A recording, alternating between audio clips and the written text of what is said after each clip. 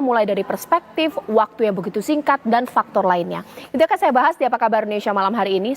Di studio TV One sudah hadir Bang Margarito Kamis sebagai pengamat hukum kita. Selamat malam Bang Margarito, pengamat hukum tata negara.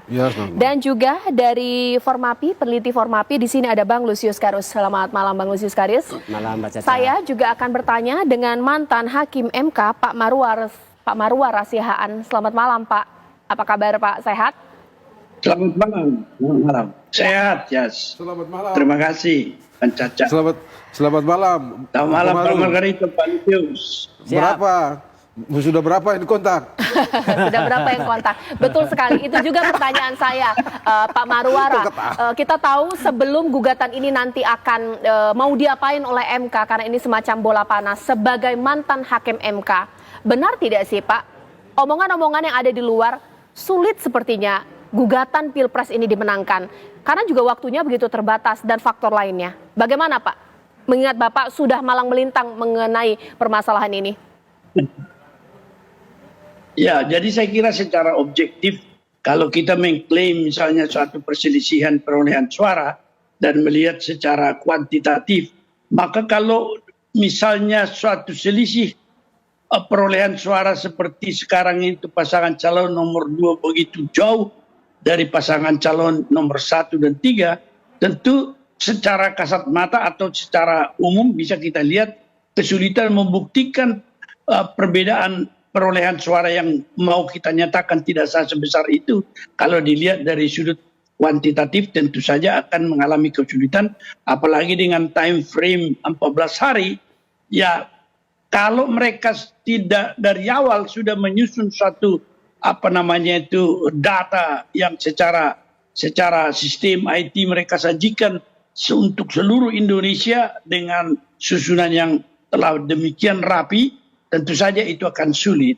Tetapi kalau saya melihat apa yang dikemukakan oleh para pihak pemohon yaitu 1 dan 3, tampaknya mereka membawa dari sudut kualitatif, yaitu dengan adanya pelanggaran TSM yang didalilkan mereka, atau mungkin begitu, saya kurang tahu, belum saya lihat permohonannya, di mana dari mulai awal sampai akhir itu memang dalil yang kita lihat itu bahwa semua proses ya pasti menentukan hasil.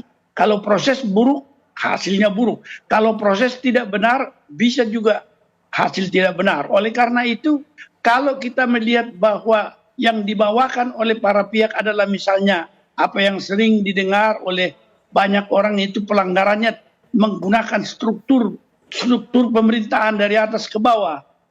Terstruktur katanya. Menggunakan juga struktur penyelenggara, yaitu Bawaslu, KPU dari atas ke bawah.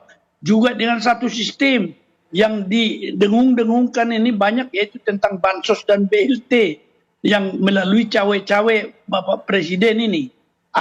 Kalau ini memang otentik bisa dibawa, termasuk juga tidak dilakukan audit terhadap apa yang dikatakan sistem IT yang servernya di luar negeri, itu merupakan sesuatu hal yang bisa membawa goncangan di dalam pembuktian. Kita tidak lagi melihat secara kuantitatif, tapi kualitatif. Karena kalau misalnya bisa dibuktikan bagaimana besaran Bansos dan BLT dan kemudian penyebarannya di seluruh Indonesia, pasti hasilnya itu pasti masif, tidak perlu akan dibuktikan angka berapa.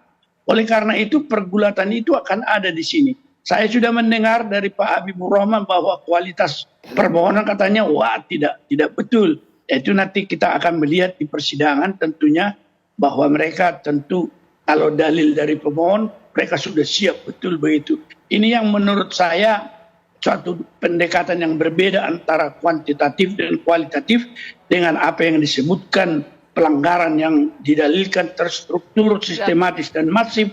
Itu tentu akan membawa sesuatu perbedaan di dalam pendekatan maupun penanganannya. Saya kira sementara begitu. Oke, banyak sekali sebenarnya poin-poin yang mau kita bahas, tapi kita satu persatu supaya tidak bingung ini pemirsa Apa Kabar Indonesia Malam, Bang Margarito. Ya. Kita ke hal yang paling dasar saja. Ya. Gap antara 02 dan juga 01, juga 03 terpaut sangat jauh. Ya. Sehingga mau dibuktikan sebagai apa tidak akan merubah hasil. Ya. Sehingga gugatan ini dianggap mati angin, ini seperti apa? Iya, pada waktu pengumuman Ya. KPU pada malam itu dengan angka yang seperti itu di sini nih kalau tidak salah ini, enggak di sini. Itu saya bilang bagaimana caranya mengoreksi seperti Anda bilang itu tadi? Iya. Karena gapnya begitu besar begitu ya. Saya kira ini nothing kalau saya gitu ya. Jadi waktu itu saya bilang ya sudah, kalau saya tidak usah maju ke Mahkamah Konstitusi oleh karena split antara 2 ke 1, 2 ke 3 terlalu besar. Sehingga saya tidak sulit bagi saya membayangkan cara mengoreksinya. Ini senior saya Pak Profesor Maru gitu ya. Saya tidak tahu bagaimana Mahkamah Konstitusi membangun perspektif untuk misalnya beralih dari hasil ke atau kuantitatif ke kualitatif gitu ya. Karena kalau dari kuantitatif sudah selesai. Sampai seperti Pak Maru tadi selesai sebenarnya. Saya juga di sini bilang sudah selesai. Kalau dari kuantitatif jaraknya tidak ada cara, tidak tersedia cara yang masuk akal secara hukum untuk mengoreksi angka-angka itu. Nah karena itu ya mungkin saya dengar-dengar mereka akan maju dengan pendekatan kualitatif. Persoalannya adalah konstitusi bilang kuantitatif. Kuantitatif Ya, yang bisa angka dibawa ya. yang bisa dibawa diperiksa dan itu menjadi kompetensi Mahkamah Konstitusi. Oke. Konstitusi bilang begitu, itu soalnya. Oke, ada beberapa aspek yang mungkin misalnya begitu ya berubah misalnya. Itu kalau misalnya dalam proses pada waktu penghitungan terjadi perselisihan dalam penghitungan begitu, tapi KPU masa bodoh dengan perhitungan itu, dengan cara itu yang curang-curang itu, nah. Lalu itu dipersoalkan di Mahkamah Konstitusi, oke. Itu oke. Jadi sekarang kita lagi hitung-hitung ini kan di rekapitulasi di KPU provinsi atau di KPU kabupaten begitu lalu ada perselisihan mengenai angka-angka di situ, tapi KPU masa bodoh. Dan ini tidak sempat diperiksa di Bawaslu gitu ya. Lalu ini diperiksa di Mahkamah Konstitusi sangat mungkin. Itu mungkin. Tapi apakah kita asumsikan saja itu terjadi. Apakah itu terjadi di semua TPS di 800 Indonesia ini? 800 ribuan TPS